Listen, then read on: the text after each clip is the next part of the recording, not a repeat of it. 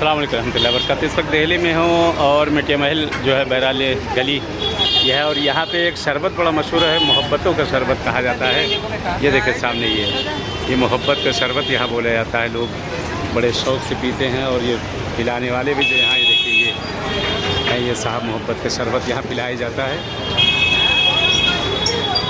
और ये सामने जामा मस्जिद का 1 नंबर गेट है। ये जामा मस्जिद है। ये गली खाने पीने के लिए बहुत मशहूर है, खाने पीने के लिए बहुत ज़्यादा ही मशहूर है ये गली। इस जगह पर जहाँ हम लोग खड़े हुए हैं इस वक्त।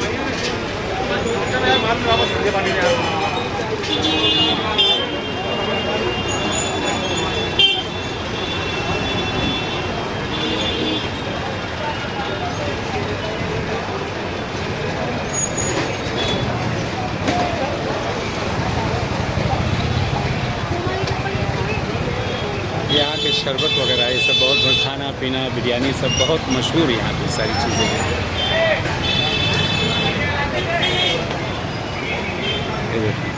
ये देखिए